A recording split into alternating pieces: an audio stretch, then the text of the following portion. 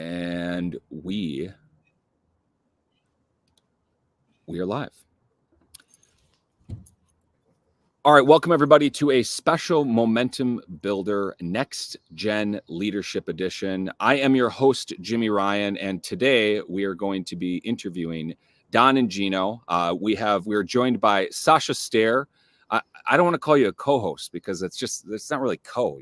You're the host on this bad boy. And I want you to quick open us up while I get this shared to our Momentum Builder community. What's up, Sasha? Say hi. Hey. I mean, we can be host and hostess, right? I love it. Yes, I am Sasha Stair, but more importantly, I'm here to introduce you, if you don't already know, the wonderful leaders that are on this call with us today, Don and Gino, both in the trenches every day in mortgage as regional leaders of an IMB, and really understand not only what it takes to survive and thrive through this hard market, but just in general.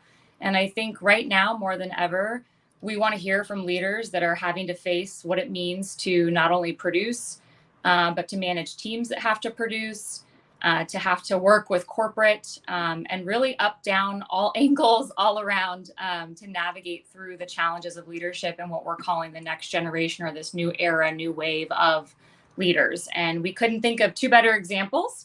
So we're stoked to have them, stoked to be here, and excited to get rolling on hearing your insights and your wisdom. Thank you for being here.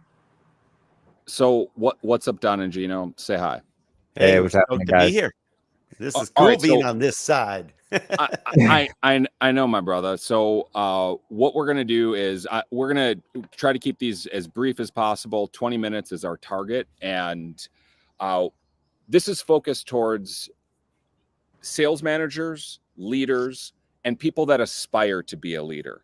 And right now, especially in 2024, it's a tough time. It's a tough time for everybody. But we were talking briefly before we hit record is that, you know, a lot of the weight falls on the managers because we have to be personal trainers. We have to be therapists. You know, we have to wear all of these hats. And let's be real, there's no mortgage school that teaches us how to wear all these hats and wear all these roles. So I want to open us up, and this is probably going to take us to a bunch of places. But the first question I want to ask both you, Don and Gino, is what does a good leader, a good manager in mortgage right now look like in 2024? What are they doing? What do their one-on-ones look like? And I think what's like the one thing, the secret sauce that somebody's got to have to be a good leader? All right, I'll start because I know Gino can dive into the coaching aspect of it and the accountability aspect because he's been doing that for our team. So hello, everyone. So I love that we're doing this with you, Jimmy and Sasha, because we're so involved with so many leaders and so many producers throughout the entire country. Because of Momentum Builder and all the interviews we're doing, all the coaches we talked to. We just got back from, a mastermind event, and all the people we talked to in our Momentum Builder community. The one thing that isn't often addressed, and I'm glad you're doing that, is we're always helping the originator because the originators are having a tough time, and we all know that. But who's helping the leaders? Who's coming together as leaders to help us know how best to motivate, to retain, to help build their business, to, like you said, be a therapist, to inspire. All these things are, they rely on us. They look to us for direction and everything. So if we're not in the right place, then where are they going to be? It's kind of like looking at the driver of the car and the car gets out of control. If you look over and the driver's totally calm, cool, and collected, I got this, you're good. When you see their eyes bugged out and they're grabbing the steering wheel like you are, you're like, we're in trouble.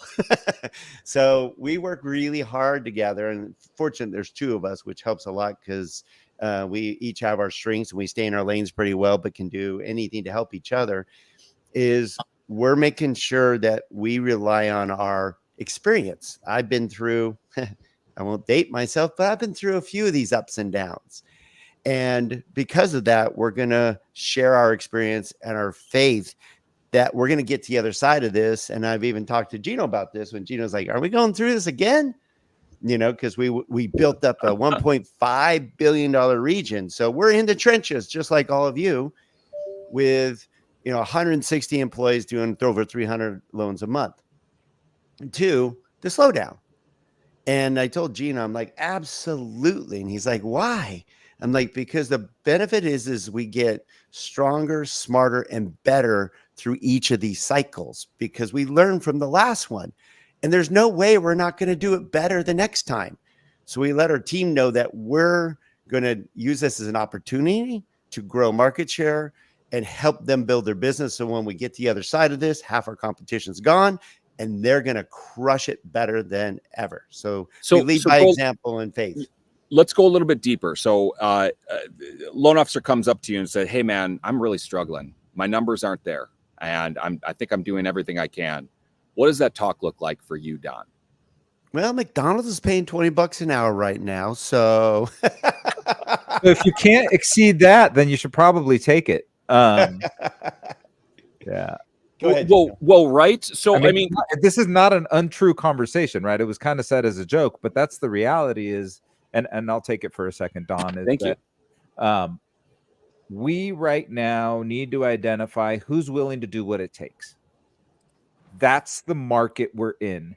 Are you willing to do what it takes to win? Or are you just hoping?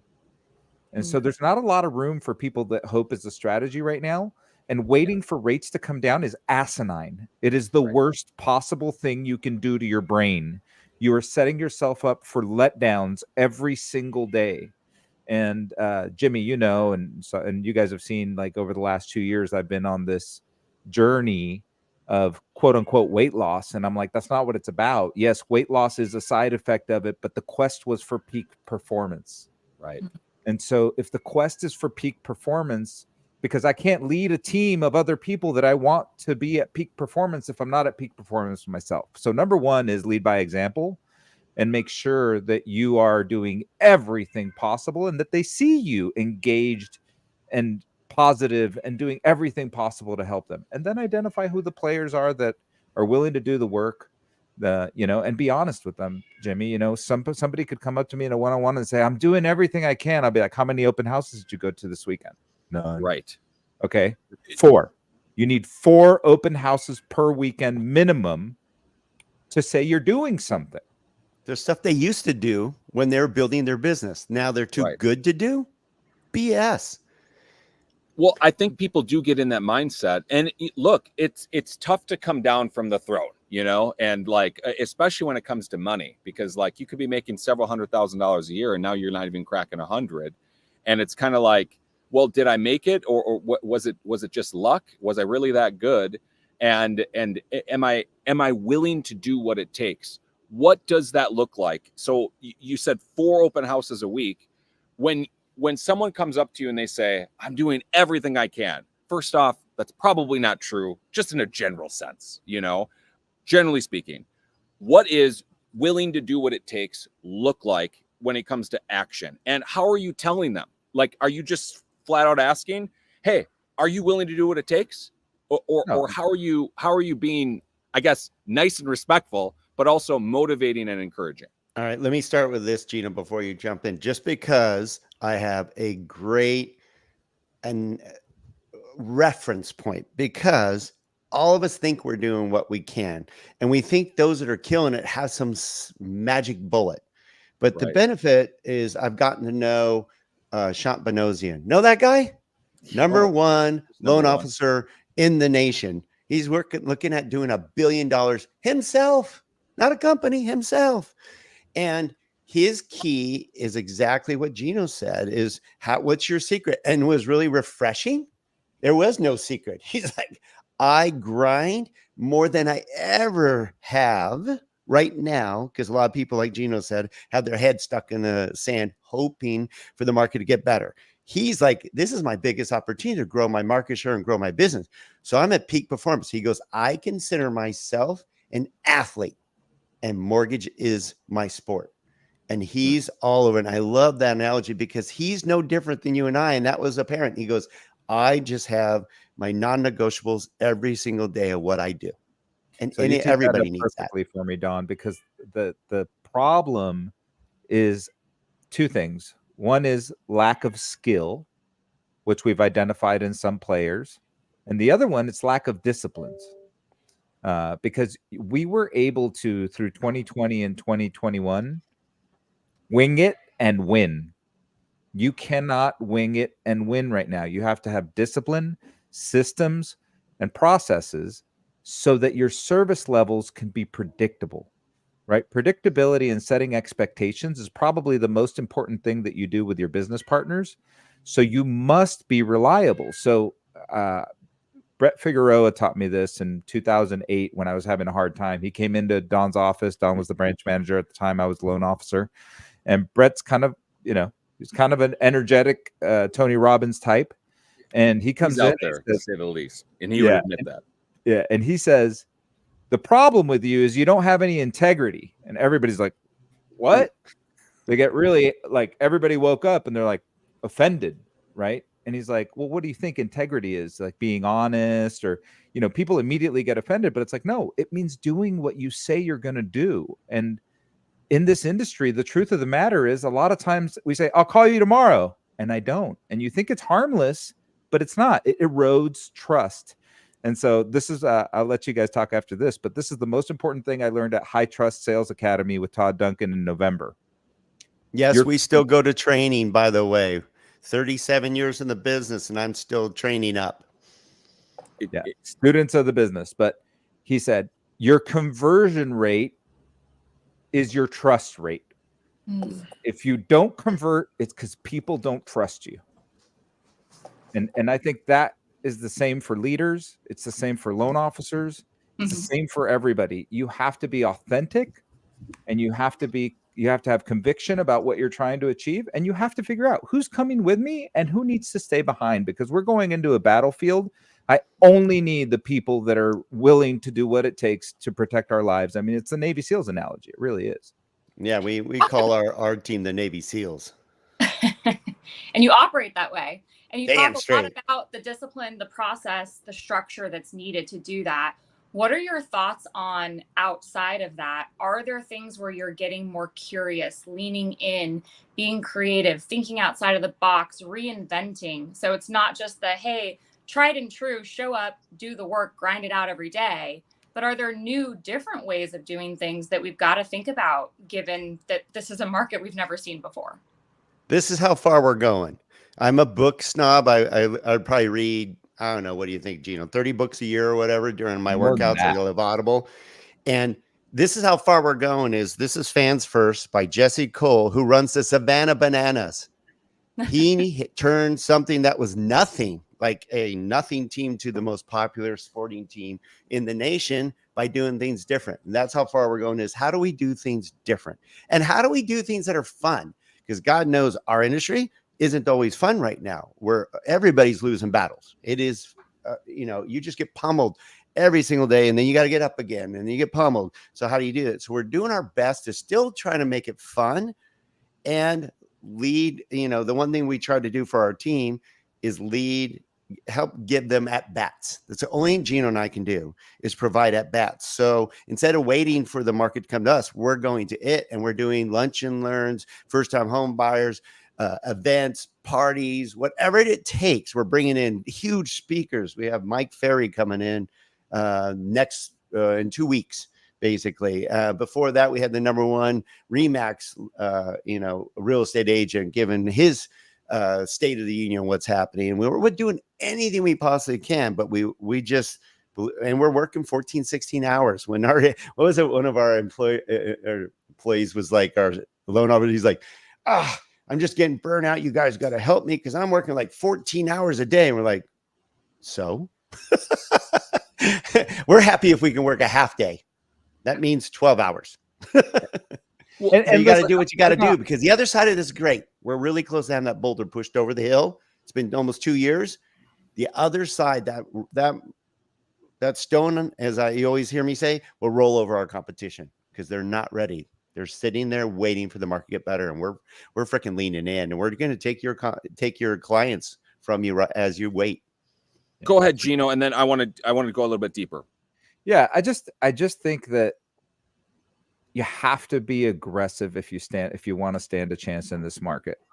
And all the things I know you said, is there any magic new secret tricks that you're doing? Yeah, bringing back the old ones that people are not willing to do. That's just the truth. That's what's working right now. You can interview Sean, you can interview anybody. Look, you're going to have one person that has a giant social media following, and that's how they have grown their business. Maybe industry wide, 100 people. Okay. In fact, we're going to interview Jordan Nutter in the next couple of weeks. I would argue she's doing a great job of it. Sean Herrero, a good partner of Momentum Builders, doing a great job of it. Roland Cochran, right? There's a few standouts. But for the most part, are you going to be a social media influencer and that's how you're going to get your business? Absolutely not. Absolutely not. So stop pretending like that's the most important thing and only spend 10% of your time working on your social media presence and 90% of your time on things that you know work. So you mentioned things, and let's just be detailed here. So I'm a branch manager. I want to kick it up a notch. I know I need to do the thing. So if you were going to put this into an order, a semblance of order of, hey, what are the things that you should audit yourself on? Are you doing these? You mentioned here's a simple one I learned from Mike Farr. Okay. Simple one, but this is what it might take. Do you, as a branch manager, call the listing agent after a transaction and say, how was your experience? Did you have a good experience with our team? How was Edgar Ibarra for you as a loan officer? And if you start to have that interview and it goes well, then you could say, would you be willing to give him a shot with some of your buyers? So we have to create those opportunities, like Don said, because if we have to be the ones with no call reluctance, we have to be the ones that put our first foot forward. So that's just one strategy that I thought was great. And I would start that immediately if you're looking to generate your team new leads. I mean, that's super wise. And I love that so you're bringing in the opportunities. It's up to them to close it. But some people, they maybe don't have as big of an influence as you. But I tell you what, when the branch manager calls, it's a little bit of a different call than when the loan officer calls. And you can have a different type of a talk, and it might lead to something else, another opportunity. You mentioned lunch and learns and parties. What to somebody that maybe hasn't done one, or maybe has in the past and hasn't restarted again, what type of lunch and learns are you having? What actually brings people in the door? And then what are your results off of it? How do you actually capitalize on the opportunities that walk in the door? Well, some of the things we do is market updates. They always want to know what's really happening in the market. So we share what's really happening, because we're like, be careful of the media. The media is going to spin things and actually not be your best friend. They're going to be your biggest enemy, but you can leverage it by being smarter than them and giving them what the real statistics are and where the market's going and why it's good for them as either a buyer or a seller. Because you got to help your agents. They don't have great scripting. They just go off, and like when the buyer, a buyer says, oh, I'm waiting until rates get down, they don't have an answer. You got to give them the answers. Here's what you tell them. And we can show them, with real reports and statistics of why it's a great time to buy. Not just, oh, it's a great time to buy because I need a commission. It's, let me show you. Let me show you how it's done. And our team's showing our agents how to do that. Lunch and learns on, how to develop business, how to create business, how to do your social media, how to create packages, how to do open houses right, because they waste their time on open houses. Here's how to do it right, so you could actually collect buyers and create a following, because you know more than all the other open houses they're going to that day. And so, I mean, I've seen your lunch and learns. You guys have them packed. That's not super easy to do. So I'm going to tell you guys how we started. Our first one, and this should be everybody's first one, it will be well attended no matter what you do. Even if you screw up the marketing, it'll be well attended. Get 3 top appraisers in your area and do an appraisal panel and say the market is shifting. So are home values. Come and find out where the market's going. And that's the first event you should have. You'll have at least 25 people. Invite thousands, because there's power in the invite. But you should have at least 25 people, and the appraisers will be happy. They're great speakers. Usually a couple of appraisers are usually pretty good speakers. And it creates that bond between real estate agent, loan officer, and appraiser And so then the next one, you can get more creative, but that's a super simple strategy to launch your first one. Well, and then make sure it's not just the branch manager or the regional manager, whoever that's doing all the speaking. We actually rotate in our team so everybody's an expert. It's not just us. They go through and we're like, all right, Tony, you're going to talk about your open house strategy. Josh, you're going to talk about this. Edgar, you're going to talk about how you're doing DPA programs and so forth, to where everybody's an expert. But the key thing is, it's taken us from, like Gino said, maybe 12 people at a lunch and learn to now on average, literally 50 to 70. Our last one was 225 agents, and our next one will be over 200. Is don't make it about us. Make it about them. We're really good. It's not a quote ABC mortgage commercial. We're really good about saying, hey, this is for you, and we make it interactive. Well, and then just to capitalize on it, okay, I'm calling realtors, I'm cold calling them to try to get a coffee meeting. How about you call them and invite them to something that they can actually get value out of? It's such a different call. And then you meet up with them after that. That's just it's not even sneaky. It's just like you're actually calling them to provide them with value, as opposed to, I have low rates, fast closing times, and I work on the weekends, which, by the way, everybody does. That's table stakes, right, Jimmy? I mean, that doesn't mean anything. If you can't close a deal in 15 days in this market, you don't belong in the business. That's not even a thing. It's the bar minimum. You have to answer your phone. You have to get it done. You'd be surprised how many don't do that. 100%. But like, assuming that you got that basic discipline down, now the next step is how can I be unique and different in a marketplace saturated with people that are just saying the same crap? I want to be different than those people. How am I going to do it? Well, as a leader, as a branch manager, you kind of have to initiate that opportunities, just like what you're saying. And imagine the call list from a 200 attended realtor event. We're making calls to every single one, ask them how they thought of the event and what their challenges are and how we can help them. Plus, you don't think we blow this shit up on social media? Oh, bro. Everywhere. We're creating FOMO so that others are like, oh shit, half my competition's at that lunch and learn. I better be there next time. And it keeps I'll tell you, that when they had 225 people, how many lenders did we have crash that, Don? Like 5? Yeah. We had like 5 other competing lenders. Only one showed up in their shirt, which was logo shirt, idiot. Yeah. But the rest of them were very respectful, and they were just like, I can't miss this. So imagine that's also a huge, and it kind of segues, but a huge opportunity for recruiting. Yes. Because they're seeing us do these large scale events, and their companies aren't doing it. Their leaders aren't doing it. Now, I will say you have to lean in and you have to take risk, because that's why I said start with the appraisal one, because appraisal speakers are free. And if you're only planning on having 25 people, you could probably find a place where you could do that for $100, right? When you get up into the 200s and you're trying to get 200 to 300 people, you're not getting away with an event under $5,000.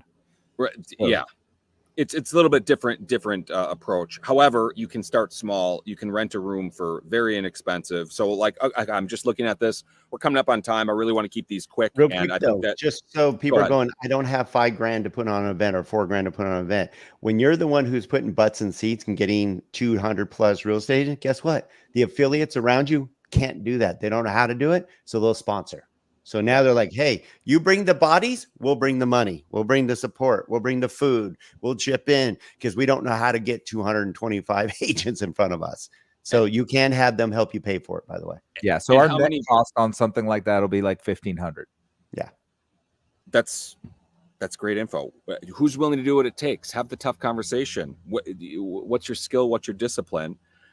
Lunch and learns. Have appraisers. Gosh, it's brilliant. It's so easy. It's just stupid. Why are people doing this in this market? Sasha, what would you add here to close us out?